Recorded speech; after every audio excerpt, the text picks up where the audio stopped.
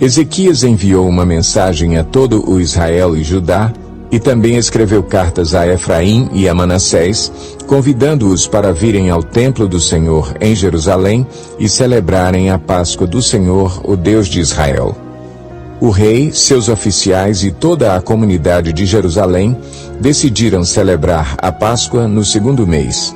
Não tinha sido possível celebrá-la na data prescrita, pois não havia número suficiente de sacerdotes consagrados e o povo não estava reunido em Jerusalém. A ideia pareceu boa tanto ao rei quanto a toda a assembleia. Então decidiram fazer uma proclamação em todo o Israel, desde Berseba até Dan, convocando o povo a Jerusalém para celebrar a Páscoa do Senhor, o Deus de Israel. Pois muitos não a celebravam segundo o que estava escrito. Por ordem do rei, mensageiros percorreram Israel e Judá com cartas assinadas pelo rei e pelos seus oficiais com a seguinte mensagem: Israelitas, voltem para o Senhor, o Deus de Abraão, de Isaque e de Israel, para que ele se volte para vocês que restaram e escaparam das mãos do rei da Assíria. Não sejam como seus pais e seus irmãos que foram infiéis ao Senhor, o Deus dos seus antepassados, de maneira que ele os deixou em ruínas, conforme vocês veem. Portanto, não sejam obstinados como os seus antepassados. Submetam-se ao Senhor. Venham ao santuário que ele consagrou para sempre. Sirvam ao Senhor, o seu Deus, para que o fogo da sua ira se desvie de vocês. Se vocês voltarem para o Senhor, os que capturaram os seus irmãos e os seus filhos terão misericórdia deles, e eles voltarão a esta terra, pois o Senhor, o seu Deus, é bondoso e compassivo. Ele não os rejeitará se vocês se voltarem para ele. Os mensageiros foram de cidade em cidade, em Efraim e em Manassés e até em Zebulon, mas o povo zombou deles e os expôs ao ridículo.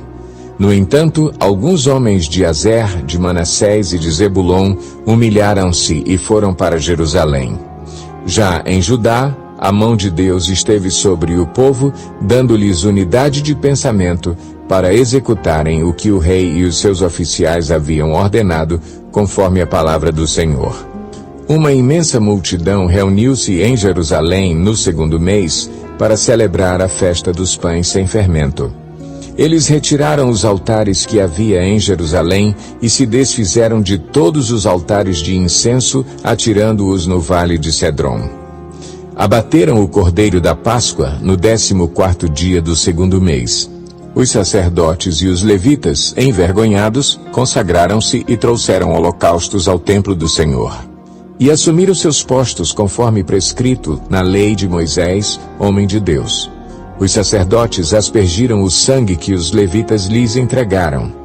Visto que muitos na multidão não se haviam consagrado, os levitas tiveram que matar cordeiros da Páscoa para todos os que não estavam cerimonialmente puros e que, por isso, não podiam consagrar os seus cordeiros ao Senhor.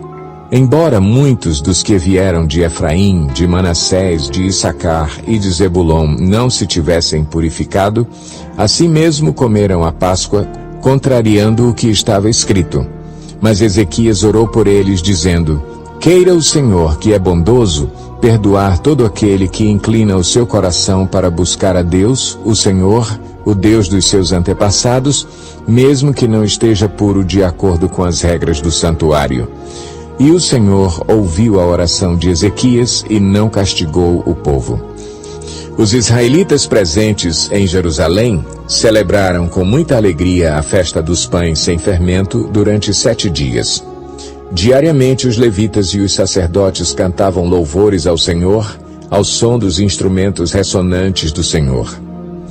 Ezequias dirigiu palavras animadoras a todos os levitas que mostraram boa disposição para com o serviço do Senhor.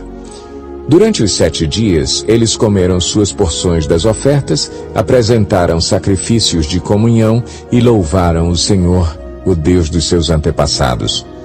E toda a assembleia decidiu prolongar a festa por mais 7 dias e a celebraram com alegria. Ezequias, rei de Judá, forneceu 1000 novilhos e 7.000 ovelhas e bodes para a assembleia, e os líderes 1000 novilhos e 10.000 ovelhas e bodes. Muitos sacerdotes se consagraram, e toda a assembleia de Judá se regozijava com os sacerdotes, com os levitas e com todos os que se haviam reunido, vindos de Israel, inclusive os estrangeiros que viviam em Israel e em Judá.